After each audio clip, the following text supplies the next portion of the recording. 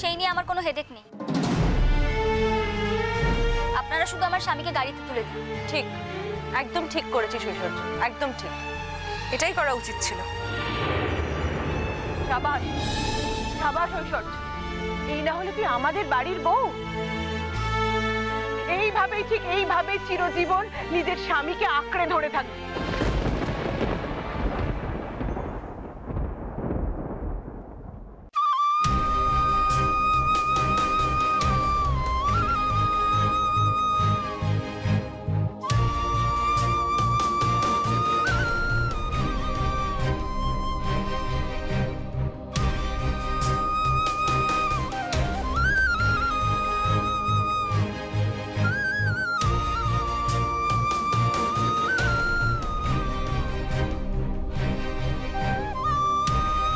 কখনো কোনো দরকার হলে আমাকে আলাদা করে বলিস মা। শালুক মা, এর বেশি কিছু করা আমাদের পক্ষে সম্ভব হলো না। যেখানেই থাকিস, যেভাবেই থাকিস, ভালো থাকিস, ভালো থাকিস মা। আসছি রে।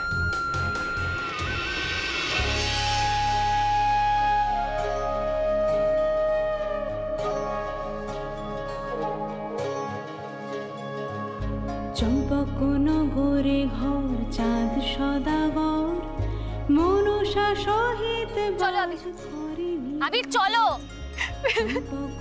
আবির চলো, চলো। সদাগর মনসা সহিত বাদ করে নিরন্তর দেবীর কোপেতে তার 6 পুত্র মরে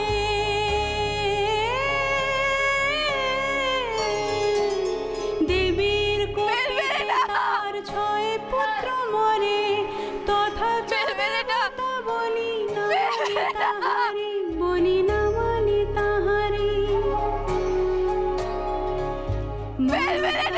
পায়ে তবু নানো মনস্তাপ পায়ে তবু নানো মাথা বলে চ্যাং মুড়ি বেটি কিসের দেবতা বলে চ্যাং মুড়ি বেটি কিসের দেবতা হেতাল লইয়া হস্তে দিবানিশি ফেরে মনুষার অন্বেষণ করে ঘরে ঘরে বলে একবার যদি দেখা পাই তার মারিব মাথায় বাড়ি না বাঁচিবে আর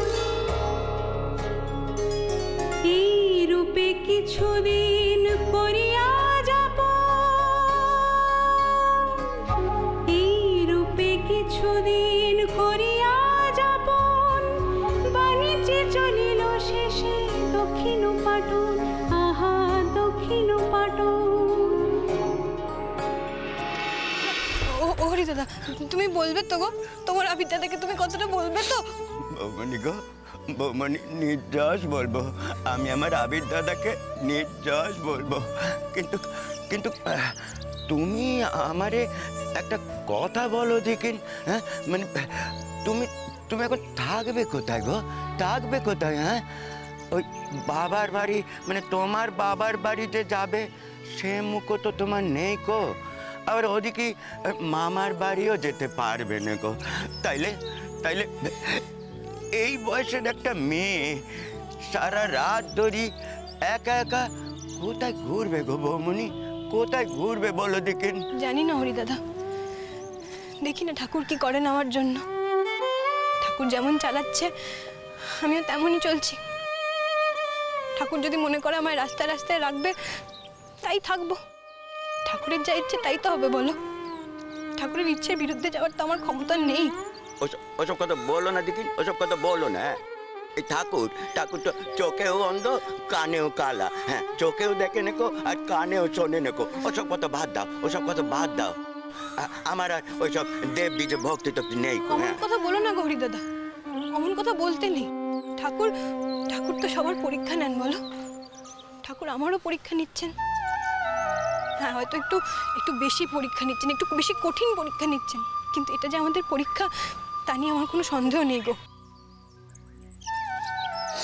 শোনো শোনো, অনেক কথা হয়েছে গো বৌমণি। আমি তোমাকে এই রকম ভাবে এইখানে একা একা ফেলে চলে যেতে তো পারবো নি গো বাড়িতে। তাহলে কি করবে শুনি? আমাকে সঙ্গে করে নিয়ে বাড়িতে যাবে, আর তারপরে ওই বাড়ির সবাই যখন আমায় ঝাঁটাপেটা করবে দাঁড়িয়ে দাঁড়িয়ে সেটা দেখবে, তাই তো? এই ওসব কথা বলো না গো বৌমণি। আমাকে আর রাগিও না, হ্যাঁ?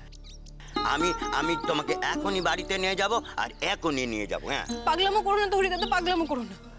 যাও, বাড়ি যাও। আমার এই কথাটা বলার জন্য এখানে আসা দরকার ছিল গো। তোমার আবির দাদার জন্য এটা না ভাবে যে সে এখানে চলে এসেছে বলে আমি আমার শপথ ভুলে গেছি, তা নয় গো। আমার সব মনে আছে, আমার সমস্ত শপথ আমার মনে আছে, আমি কিচ্ছু ভুলিনি। তুমি শুধু ওকে এই কথাটা বলে দিও।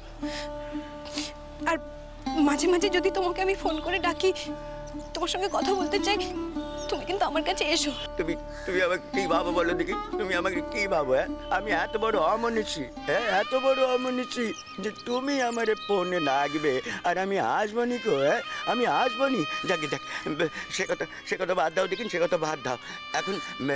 এখন চলো তোমারে নিয়ে যাবো। আমি তোমারে এই অবস্থায় রেখে কিছুতে যাবো নি গো। হ্যাঁ, এই কথা বলে দিল। কি বলছোটা কি তুমি এসব হরিদাদা? কেমন করে রাখবে তুমি আমায়? আপনাকে বাড়ি ছেড়ে চলে যেতে হবে।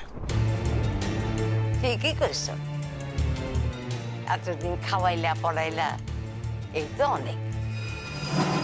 আর তুমি আমারে খাওয়াইবা কেন? খাও, আমি তোমার কি? তুমি নিজের মাইয়ারই স্বীকার করো না, আর আমি তো দূরের কথা। তাইলে কি আজই যাবো? তাইলে আমি তৈরি হয়ে নি। এই যে শুনুন, আমার স্বামী না আপনাকে পৌঁছতে যেতে পারবে না। আপনাদের হাত এখন অনেক বড়।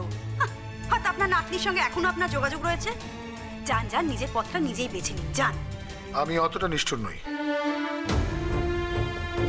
এটা ঠিক যে আমি মাঝপথ থেকে আপনাকে তুলে আমার বাড়িতে এনেছিলাম, ভেবেছিলাম এখানে থাকলে আপনি ভালো থাকবেন এবং আমার পাপের বোঝা কিছুটা কমবে।